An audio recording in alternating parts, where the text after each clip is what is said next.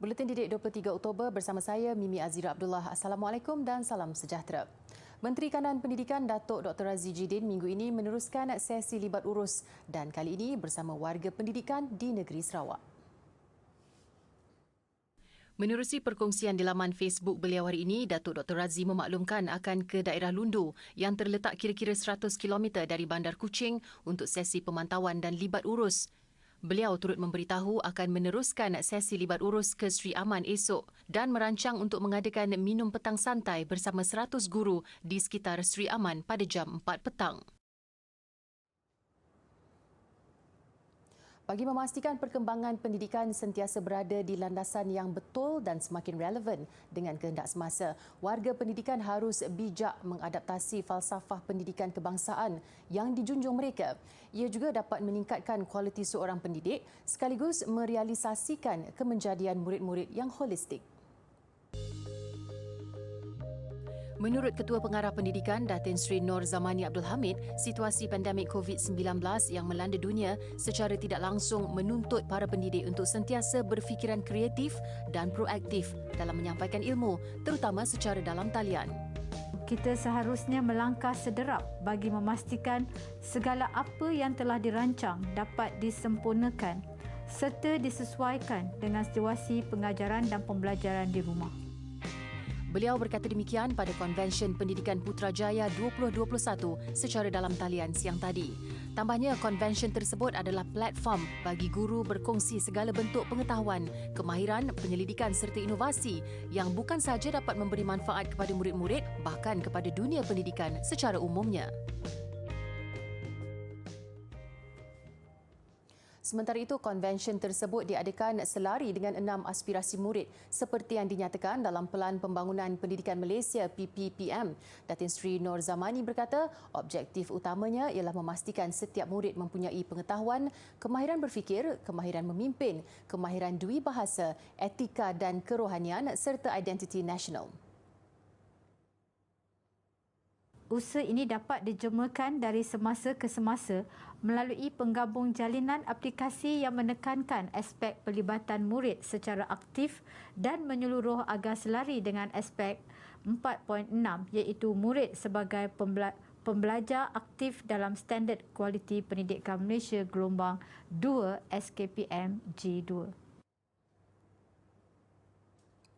Jelasnya, Konvensyen Anjuran Jabatan Pendidikan Wilayah Persekutuan Putrajaya dengan kerjasama Yayasan Guru Tun Husin On itu juga bertujuan mewujudkan kerjasama organisasi secara optimum dalam meningkatkan profesionalisme keguruan, khususnya dari aspek pedagogi dan amalan terbaik PDPR para guru.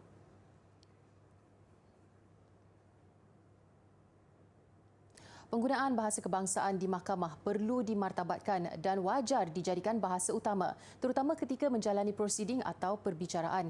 Sejak 41 tahun lalu, naskah sahih undang-undang telah ditulis dalam bahasa Melayu selain Perlembagaan Persekutuan. Justru ia wajar diamalkan peguam mahupun hakim di Malaysia kerana ia bahasa kebangsaan dan lambang yang mewakili negara. Isu ini dibincangkan dalam bicarawara perundangan penggunaan bahasa Melayu di mahkamah ibarat melepaskan batuk di tangga menerusi studio siaran langsung media sosial Dewan Bahasa dan Pustaka.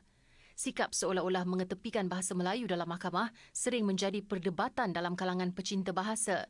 Menurut Peguam Muhammad Khairul Azam Abdul, papan tanda mengingatkan peguam dan hakim menggunakan bahasa kebangsaan seakan tidak diendahkan. Di mahkamah itu memang ada papan tanda di dalam mahkamah gunakan bahasa kebangsaan. Tetapi malangnya di dalam prosiding mahkamah itu, dalam prosiding pembicaraan itu tidak ditekankan sangat penggunaan bahasa Melayu ini, bahasa kebangsaan ini di dalam proses pembicaraan. Jadi seolah-olah satu pembaziran dibuat papan tanda gunakan bahasa kebangsaan itu ditampal di dalam mahkamah kerana jika ia tidak digunakan, pada saya ia adalah satu penghinaan terhadap bahasa kebangsaan itu sendiri.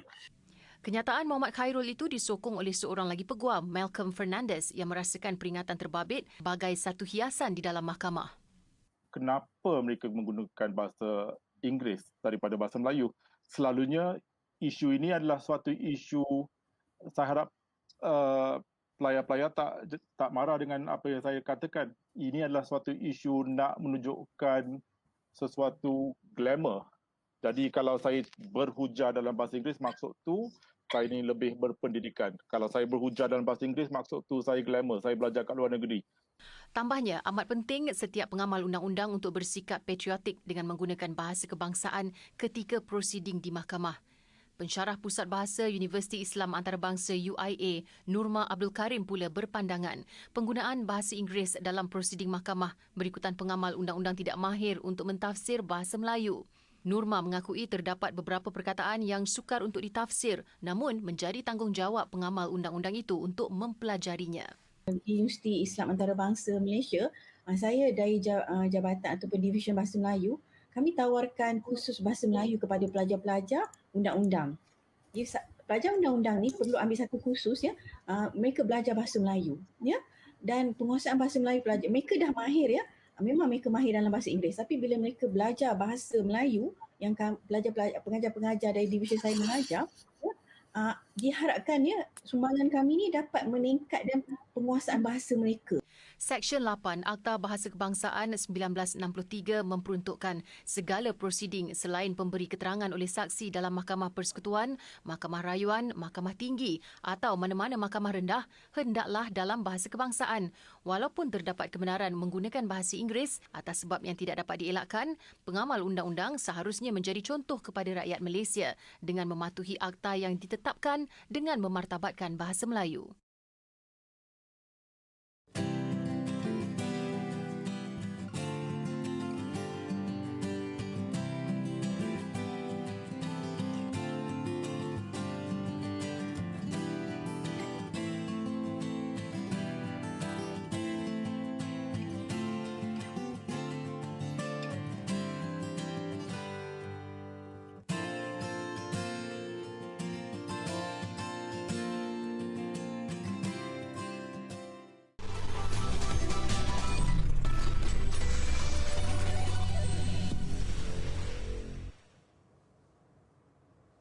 Bertemu kembali. Perdana Menteri Datuk Seri Ismail Sabri Yaakob selamat tiba di Kuching pagi tadi untuk melakukan lawatan kerja ke Sarawak. Ia merupakan lawatan rasmi pertama Datuk Seri Ismail ke negeri berkenaan selepas menjadi Perdana Menteri. Beliau yang menghadiri taklimat khas Hala 7 Pembangunan Sarawak turut dijadual melawat tapak pembinaan Hospital Petrajaya bagi meninjau kemajuan projek berkenaan yang sebelum ini terbengkalai dan disenaraikan antara projek sakit. Beliau bakal melancarkan keluarga Malaysia di Pusat Konvensyen Borneo Kuching BCCK malam ini. Lawatan terbabit juga di sebalik desas-desus pembubaran DUN Sarawak.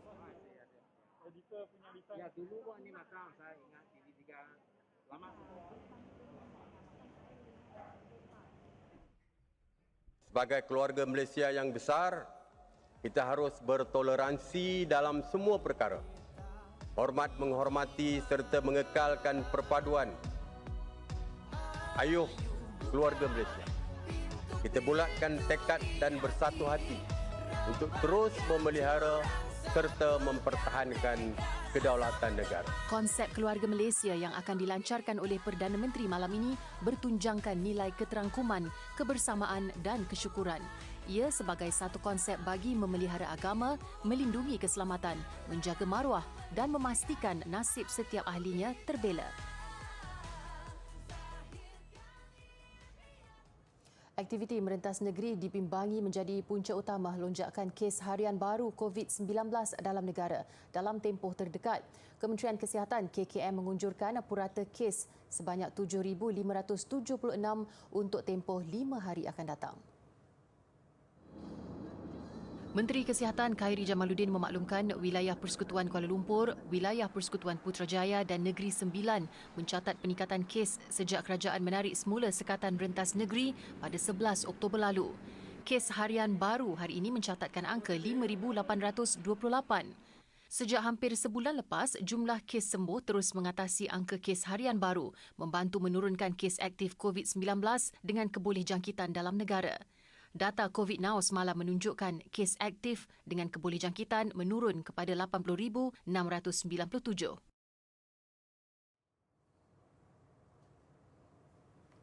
Berdepan musim tengkujuh hujung tahun ini, Agensi Pengurusan Bencana Negara NADMA sudah mengaktifkan hampir 6,000 pusat pemindahan sementara di seluruh negara. Ketua Pengarah NADMA, Datuk Aminuddin Hasim menjelaskan agensi itu belajar daripada pengalaman tahun lalu yang menyaksikan bandar-bandar besar yang tidak pernah dinaiki air turut dilanda banjir. Beliau berkata banjir tahun lalu adalah banjir kedua terburuk selepas yang melanda pada tahun 2014. Justru semua SOP ditambah baik bagi berdepan sebarang kemungkinan, terutamanya SOP dalam amalan norma baru. Mesyuarat Jawatankuasa Pengurusan Bencana Pusat yang dipengerusikan Perdana Menteri Datuk Seri Ismail Sabri Yaakob bulan lalu sudah melengkapkan modul yang diperlukan. Dulu kita mengharapkan kalau ada pergerakan NGO ataupun bantuan-bantuan daripada universiti dan sebagainya, kebanyakannya daripada segi bantuan makanan kering dan sebagainya. Kali ini kita minta mereka hulurkan juga dari segi perkhidmatan pembersihan. 5,731 pusat pemindahan sementara PPS disediakan di seluruh negara tahun ini yang boleh menempatkan sehingga 1.6 juta mangsa. Malah PPS khusus untuk pesakit COVID-19 juga disediakan di setiap daerah.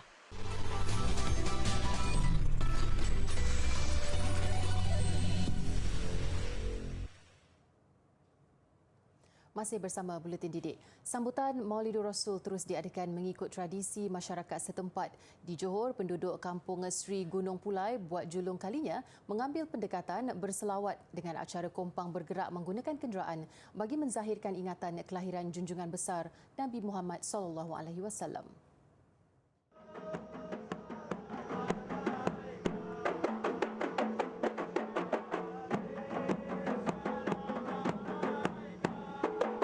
Acara yang berlangsung malam semalam menyaksikan peserta menggunakan 2 kenderaan bagi untuk berkompang sambil mengalunkan selawat Nabi. Kenderaan mengelilingi kawasan kampung sebelum berhenti sebentar di hadapan setiap rumah penduduk. Acara dilakukan dengan kerjasama pihak Masjid Asy-Syakirin dan Kelab Kompang Kampung Sri Gunung Pulai serta pihak Koperasi Sri Sekawan. Dan sempena pada bulan ini, masih lagi dalam bulan Maulidur Rasul, sesuailah perarakan selawat diadakan dalam program ini. Keadaan bertambah baik, COVID pun dah berkurangan, jadi kita berharapkanlah pada masa-masa akan datang semakin kurang kerana wabak COVID. Jadi kegiatan kita, aktiviti kita akan bergerak lancar seperti biasalah, tambah baik. Johor masuk fasa 3 ini, alhamdulillah. Dapatlah kita bersama-sama, dapat bersuara muka. Kita memanfaatkan sempena sambutan Maulidur Rasul tahun ini, kita berselawat, berkompang sekeliling kampung. Kena pula dengan sambutan Maulidur Rasul, jadi kita bercadanglah untuk minta jasa baik koperasi untuk kita gunakan bagi untuk kita berselawat sambil diiringi dengan paluan kompang. Program disambut secara sederhana bagi memastikan pematuhan SOP mendapat kerjasama penduduk. Malah setiap penduduk bersedia di hadapan rumah masing-masing untuk sama-sama mengalunkan selawat.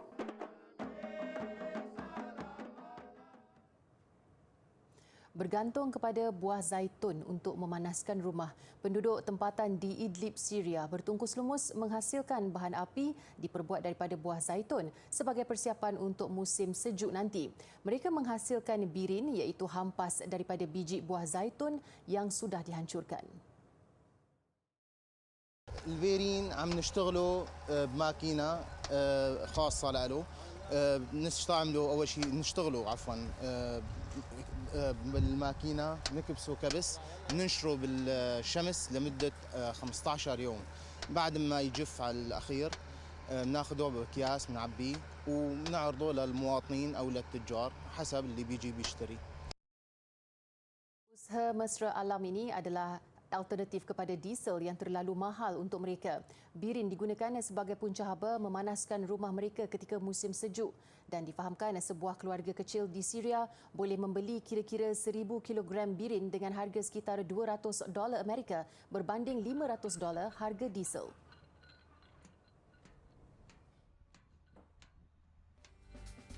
Dalam perkembangan lain di Idlib, penduduk tempatan turut meraikan Festival Buah Delima yang disambut sejak 4 tahun lalu. Di perkampungan Darkush, terdapat pelbagai seni kraftangan dan hidangan yang dijual diperbuat daripada buah delima. diadakan di sepanjang Sungai Orontes, cuaca baik menambah seri dan keceriaan penduduk. Penganjur berkata meskipun berdepan banyak cabaran khususnya pandemik, mereka berjaya menganjurkan festival itu tahun ini. Ia diadakan untuk merancakkan perniagaan buah delima sekaligus membantu meningkatkan pendapatan peladang dan peniaga tempatan.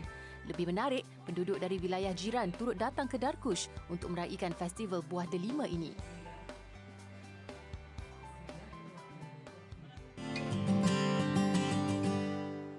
Sepuluh perkataan bahasa Melayu yang semakin dilupakan. Sekolah gambar, maksudnya muzium. Kebun binatang, maksudnya zoo. Satwa, maksudnya haiwan. Buana, maksudnya dunia. Ilmu alam, maksudnya geografi.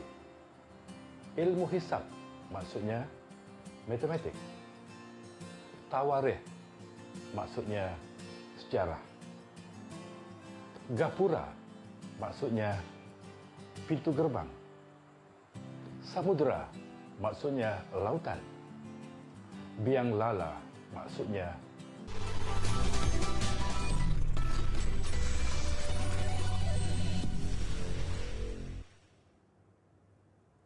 Sukan dimulakan dengan badminton terbuka Denmark. Pemain perseorangan lelaki negara Lee Zijia tersingkir di suku akhir selepas tewas di tangan jago tuan rumah Victor Axelsen. Pertarungan sengit di Ons Sports Park menyaksikan set pertama. Zijia terpaksa akur tewas 19-21 kepada pemenang pingat emas Olimpik Tokyo 2020 ini. Zijia yang juga pilihan ketujuh sekali lagi memberi tentangan sengit. Namun tuah lebih memihak pemain nombor 2 dunia ini meraih mata berharga 21-19. Kemenangan straight set dicatatkan Axelsen dalam tempoh 39 minit sekaligus menutup harapan Zijia untuk mara kepusingan 4 terbaik. Kejayaan Axelsen ke atas Zijia nyata menebus kekecewaan tumbang di peringkat akhir kejohanan All England pada Mac lalu. Berikutan kekalahan Zijia itu, beregu lelaki negara Nur Izzuddin Rumsani Go Survey kini jadi wakil tunggal Malaysia yang akan meneruskan cabaran di terbuka Denmark. Kejayaan itu hadir selepas pasangan rangking ke-26 dunia ini menyumbangkan pilihan keempat kejohanan dari Indonesia, Fajar Alfian Muhammad Rian Ardianto 21-18, 21-17 dalam aksi suku akhir selama 34 minit. Pasangan negara bakal berdepan beregu tuan rumah Kim Astrup Anders Kjærup Rasmussen bagi merebut tiket ke peringkat akhir.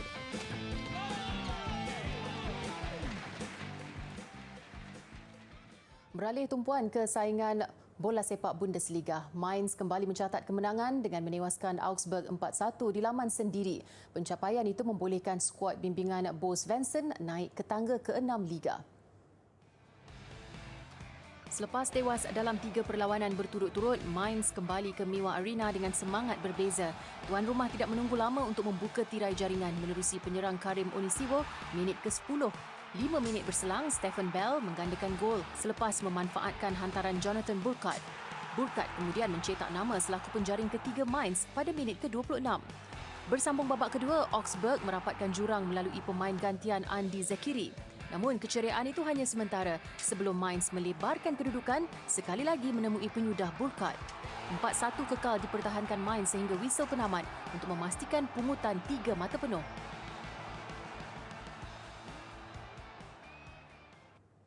Di sebalik segala kontroversi, Qatar merasmikan stadium kelima yang bakal jadi salah satu venue Piala Dunia 2022. Stadium Al-Thumama membuka tirainya dengan menganjurkan perlawanan akhir bola sepak tempatan Piala Emir yang dihadiri ribuan penonton lengkap vaksinasi. Terletak 12 km dari Doha, Al-Thumama memiliki kapasiti 40,000 penonton. Reka bentuknya diinspirasikan oleh Gafia atau Kopiah. Ia bakal menjadi tuan rumah kesemua perlawanan Piala Dunia 2022 sehingga peringkat suku akhir. Majlis pelancarannya dihadiri Emir Qatar Sheikh Tamim Hamad Al Thani dan Presiden Persekutuan Bola Sepak Antarabangsa FIFA Gianni Infantino. Al-Thumama adalah satu daripada 8 stadium yang dibina untuk menganjurkan Piala Dunia nanti. Ia turut dikelilingi taman seluas 540,000 meter persegi.